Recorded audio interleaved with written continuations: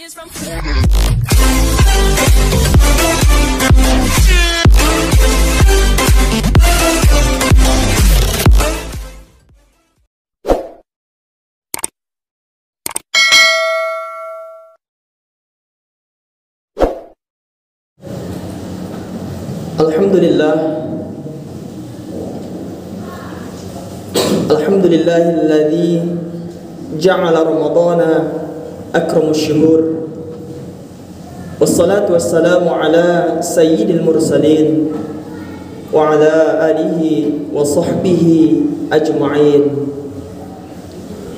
Ashhadu an la ilaha illallah wa ashhadu anna Muhammadar Rasulullah. Allahumma salli wa sallim wa barik ala Rasulillah Muhammad bin Abdillah wa ala alihi wa ashabihi wa man tabi'ahu bi ihsanin ila yaumil qiyamah. Amma ba'd, fa ya ayyuhal hadirun, ittaqullah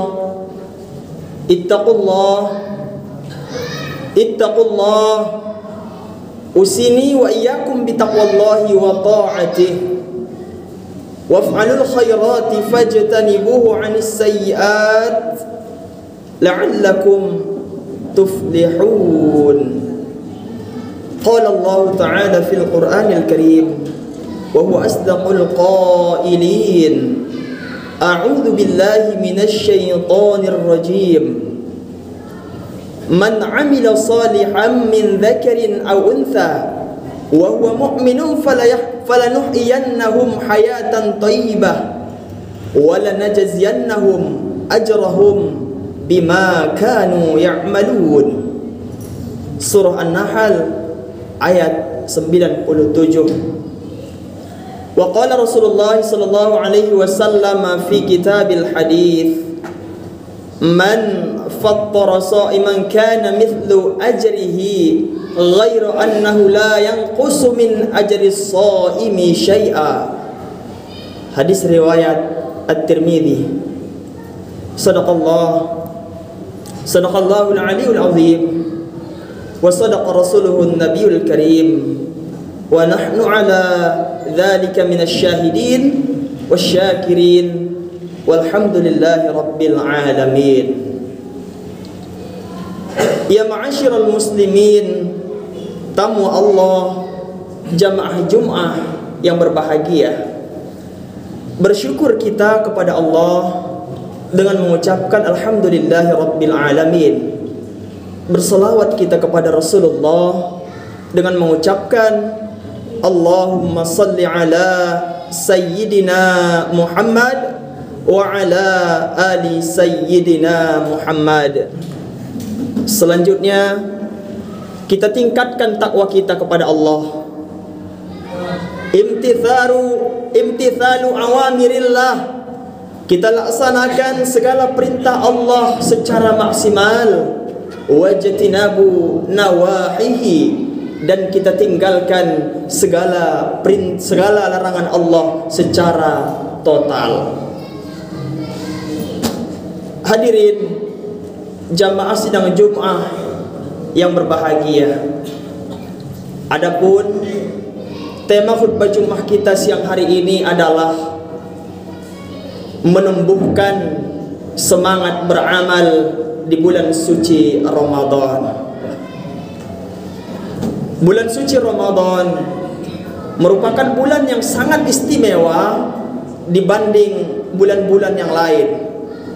Di bulan suci Ramadan ini, segala amal kebaikan kita, pahalanya akan dilipat gandakan oleh Allah Subhanahu wa ta'ala. Itulah salah satu keistimewaan yang diberikan Allah kepada kita umat Muhammad yang hidup hingga saat ini. Jamaah sekalian yang dimuliakan Allah, berbicara tentang amal ibadah, pada siang hari ini khatib ingin menguraikan sebuah kisah yang sangat indah yang tertulis dalam salah satu riwayat Nabi sallallahu alaihi wasallam. Dikisahkan bahwasanya di zaman Rasulullah sallallahu alaihi wasallam ada seorang laki-laki ahli ibadah namanya Sya'ban. Sya'ban ini merupakan sahabat Rasulullah, tapi namanya tak sepopuler Khulafaur Rasyidin, tak sepopuler Abu Bakar, tak sepopuler Umar, Uthman maupun Ali. Namun Sya'ban merupakan orang yang patut kita jadikan salah satu motivasi untuk memperbanyak amal ibadah kita. Suatu ketika Sya'ban ini selalu melaksanakan sholat berjamaah di masjid, padahal rumahnya sangat jauh jarak tempuhnya ke masjid yang dituju. Masjid yang dituju adalah masjid tempat Rasulullah Muhammad SAW melaksanakan sholat fardu. Sahabat Nabi yang bernama Sya'ban ini senantiasa hadir setiap sholat 5 waktu. Tapi ada yang unik di dalam diri Sya'ban. Yang pertama, Sya'ban ini ketika sampai di masjid, walaupun dia pertama datang, tak pernah duduknya di belakang imam. Dia selalu duduk di samping kanan paling sudut, kalau tidak di samping kiri paling sudut. Ketika ditanya sahabat ketika itu, alasan dia agar tidak terganggu dengan jamaah yang lain yang ingin melaksanakan ibadah. Karena Sya'ban ini selain dia ikut sholat berjamaah, zikirnya juga luar biasa. Maka hari-hari pun berlalu, Sya'ban berangkat selalu semangat menuju masjid tempat Rasulullah sholat. Jarak tempuh rumahnya tadi sangat jauh. Jarak tempuhnya kira-kira 3 jam perjalanan. Berarti ketika Sya'ban melaksanakan sholat subuh, karena sholat subuh jam 5, Sya'ban harus berangkat jam 2 dini hari agar sampai ke masjid tempat Rasulullah tadi melaksanakan sholat fardu. Maka di satu hari Rasulullah SAW merasa kehilangan karena sosok Sya'ban tidak lagi terlihat di masjid itu. Maka timbullah pertanyaan di hati Rasulullah. Selesai mereka melaksanakan sholat fardu, maka ditanya satu persatu para sahabat yang hadir ketika itu, adakah yang tahu kabar Sya'ban? Kata Rasulullah. Kemudian berlanjut pertanyaan, adakah di antara kalian yang tahu alamat rumahnya Sya'ban? Maka ketika itu salah seorang sahabat memberitahu bahwa dia mengetahui di mana Sya'ban tinggal. Maka singkat cerita, Rasulullah dan para sahabat ketika itu berangkat menuju rumah Sya'ban. Mereka pun sampai di rumah beliau. Diketuklah pintu. Assalamualaikum warahmatullahi wabarakatuh. Disambut dari dalam, ternyata ada istri daripada Sya'ban menjawab, Waalaikumsalam warahmatullahi wabarakatuh. Silakan masuk wahai baginda Nabi. Maka Rasulullah pun masuk ke dalam rumah, lalu ditanya, apakah ini benar rumahnya Sya'ban? Istrinya menjawab sambil menunjukkan ekspresi yang berbinar-binar, matanya seolah-olah mengeluarkan air mata. Dijawab oleh istri Sya'ban, saya ya Rasulullah, istri beliau. Rasulullah bertanya, di mana Sya'ban sekarang? Kami sudah lama tidak melihatnya sholat berjamaah di masjid. Maka dijawab oleh istrinya, ya Rasulullah, Sya'ban 2 hari yang lalu telah kembali kepada Allah, telah dimakamkan. Tapi ya Rasulullah, saya ingin bertanya, ketika Sya'ban suamiku hendak menghembuskan nafas yang terakhir, dia mengucapkan 3 pesan, dan pesan itu sampai sekarang belum bisa saya cari jawabannya. Sudah saya tanya kemana-mana, tidak ada yang tahu apa maksud pesan daripada Sya'ban menjelang ajalnya. Kira-kira apa pesan itu, kata Rasulullah? Dijawab oleh istri Sya'ban, ketika suamiku Sya'ban menghembuskan napas yang terakhir, dia mengatakan, kenapa terlalu dekat? Kenapa tidak jauh lagi? Itu yang pertama ya Rasul. Yang kedua, suamiku mengatakan ketika hendak menghembuskan napas terakhir, kenapa yang jelek? Kenapa tidak yang baru? Dan yang ketiga, dia mengatakan, kenapa hanya separuh? Kenapa tidak semuanya? Inilah Rasul, kalimat terakhir yang ia lontarkan. Saya ingin jawabannya. Mungkin Rasulullah tahu apa maksud daripada kalimat terakhir dari suamiku ini. Maka dijawab oleh Rasulullah SAW, ketahuilah maksud kalimat terakhir yang diucapkan oleh almarhum Sya'ban. Kenapa terlalu dekat? Kenapa tidak jauh lagi? Ini maksudnya, kata Rasulullah, di akhir hidupnya Sya'ban, ketika ajalnya menjemput, Allah Subhanahu wa ta'ala memperlihatkan kepada Sya'ban betapa indahnya, betapa megahnya pahala yang didapatkan oleh Sya'ban karena jerih payahnya melaksanakan sholat fardu berjamaah dalam jarak tempuh yang sangat jauh. Allah hitung langkah demi langkah Sya'ban bernilai pahala. Makanya dia mengatakan, mengapa terlalu dekat? Kenapa tidak terlalu jauh lagi? Tentu Sya'ban pingin, kalaulah seandainya lebih jauh lagi perjalanan menuju sholat berjamaah, pahala yang akan didapatkan akan lebih banyak lagi. Itulah maksud yang pertama. Yang kedua, Sya'ban mengatakan, kenapa yang jelek? Kenapa tidak yang baru?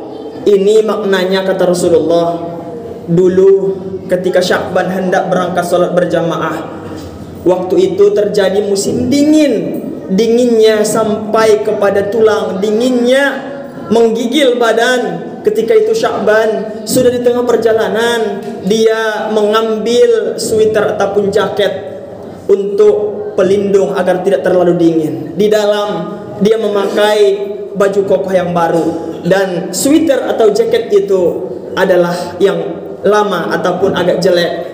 Maka ketika itu Sya'ban melihat di perjalanan ada seorang yang sangat tua, kedinginan, minta untuk diberikan jaket.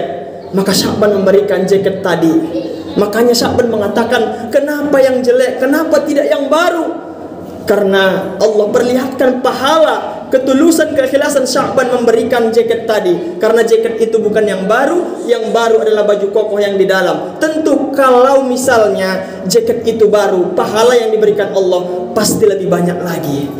Dan makna yang ketiga, Sya'ban mengatakan, kenapa hanya separuh? Kenapa tidak semuanya? Di waktu Sya'ban pernah minum teh di teras rumah, dia mengambil satu bungkus roti dan segelas teh. Ketika itu lewat pengemis yang kelaparan, Sya'ban membagi dua teh tadi, membagi dua roti tadi. Allah perlihatkan pahalanya ketika syakaratul mautnya Sya'ban. Mengapa Sya'ban mengatakan, kenapa tidak semuanya? Kenapa hanya separuh? Karena kalau semuanya diberikan Sya'ban, mungkin pahala yang akan didapatkan pasti lebih banyak lagi. Jamaah sekalian, dari kisah Sya'ban ini bisa kita ambil motivasi bahwasanya kalau kita beramal, apalagi di bulan suci, pahalanya tidak tanggung-tanggung. Maka ketika memberi, berilah yang terbaik. Ketika bersedekah, bersedekahlah yang terbaik. Jangan karena tidak dipakai lagi. Misal ketika memberikan bukaan, jangan karena tak habis kita kasih, tapi berilah yang terbaik. Karena Sya'ban sendiri menyesal, dia pingin maksimal ketika memberi sewaktu hidupnya, tapi tak bisa lagi. Sudah dipanggil Allah, sudah bergelar almarhum. Kita yang hadir siang hari ini masih ada kesempatan untuk memperbaiki semuanya. Karena yakin dan percayalah, dunia ini hanya sementara, akhirat yang selamanya. Kita hanya akan membawa amal. Teman kita yang sejati hanya amal. Kawan, keluarga, semuanya akan pergi ketika kita sudah diletakkan di liang lahat. Maka Allah Subhanahu wa taala mengingatkan kita sebagai hambanya. Surah Al-Hasyr ayat 18. A'udzu billahi minasyaitonir rajim. Ya ayyuhalladzina amanu taqullaha wal tanzur nafsum ma qaddamat lighad wattaqullaha innallaha khabirum bima ta'malun. Wahai orang-orang yang beriman, kata Allah, bertakwalah kalian kepada Allah, dan hendaklah setiap orang memperhatikan apa yang telah ia lakukan untuk bekal akhirat, dan bertakwalah kepada Allah. Allah itu maha teliti apa yang kamu kerjakan. Al-Hasyr ayat 18. Maka momentum bulan suci Ramadan, saatnya kita untuk memperbanyak bekal amal kepada Allah Subhanahu wa taala.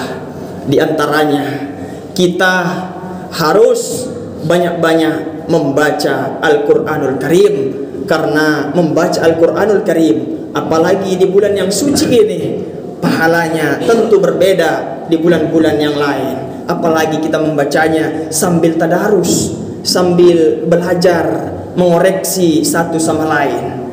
Allah Subhanahu wa taala sangat cinta kepada hambanya yang dekat dengan Al-Quran. Rasulullah SAW telah memberikan kepada kita motivasi bahwasanya di yaumil akhir kelak yang akan memberikan pertolongan kepada kita selain syafaatnya Rasul adalah syafaatnya Al-Quran. Hadis riwayat Bukhari, Rasulullah bersabda, "Iqra'ul Quran fa innahu ya'ti yaumal qiyamah syafi'an li ashabih." Bacalah Al-Quran, karena nanti di hari kiamat Al-Quran itu akan datang sebagai penyelamat bagi para pembacanya. Hadis riwayat Bukhari. Jamaah sekalian, yang kedua, amalan yang harus kita perbanyak di bulan ini adalah berinfak di masjid. Kalau kita sanggup, jangan tanggung-tanggung. Seperti yang dialami Sya'ban tadi, dia pingin banyak, ketika diperlihatkan pahalanya luar biasa. Tapi kita hari ini belum diperlihatkan pahalanya. Nanti mungkin menjelang kematian kita akan diperlihatkan itu pahala infak kita. Karena berinfak di masjid sama halnya berjuang menolong agama Allah. Surah Muhammad ayat 7. A'udzubillahi minasyaitonir rajim. In tansurullaha yansurkum wa yutsabbit aqdamakum.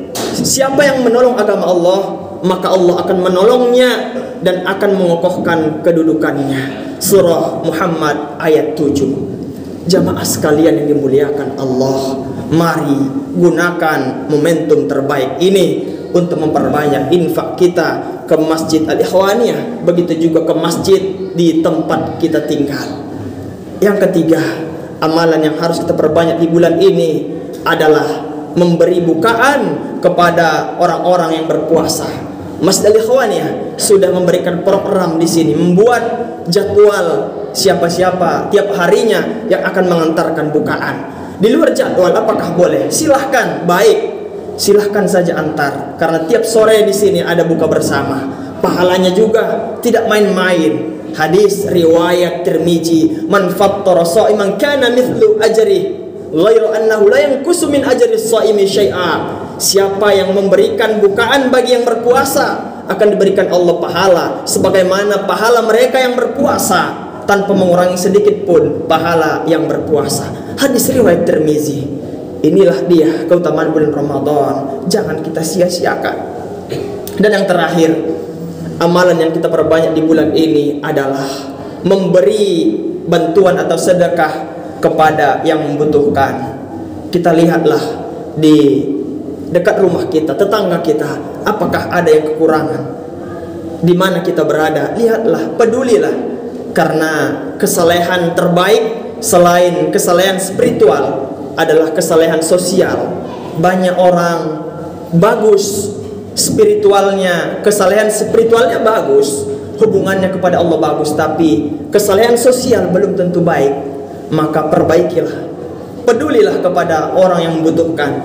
Jadi orang kaya hari ini adalah titipan untuk dipertanggungjawabkan di hari esok. Kekayaan itu tak akan abadi. Maka jadilah orang bijak. Yang bijak itu yang berpikir untuk bekal di hari esok. sebagaimana firman Allah di awal tadi, Al-Hasyr ayat 18. Orang yang memikirkan bekalnya di hari esok, bekalnya tadi sedekahnya, baca Qur'annya tadi, itu bekal di hari esok untuk kita. Maka sudah saatnya kita menjadi orang-orang yang dermawan. Inilah hadirin uraian khutbah kita siang hari ini. Semoga memberikan inspirasi bermanfaat bagi kita untuk lebih giat lagi beramal di bulan suci ini. Semoga Allah menerima amal ibadah kita, mengampunkan dosa-dosa kita, dan nantinya menempatkan kita di tempat terbaik, yaitu di surganya. Amin ya rabbal alamin. Demikianlah kiranya uraian khutbah siang hari ini. Kurang dan lebihnya khatib mohon dimaafkan. A'udzu billahi minasyaitonir rajim. Bismillahirrahmanirrahim. Wal 'asr innal insana lafi khusr illa alladhina amanu wa 'amilus solihati wa tawassaw bil haqq wa tawassaw bis sabr. Barakallahu li wa lakum fil Qur'anil azim wa nafa'ani wa iyyakum bima fihi minal ayati wa dzikril hakim wa taqabbal minni wa minkum tilawatah innahu was-sami'ul alim. Aqulu qawli hadha wa astaghfirullahal azim li wa lakum wa liwalidayna wa lisairil mu'minina wal mu'minat wal muslimina wal muslimat fastaghfiruh innahu huwal ghafurur rahim.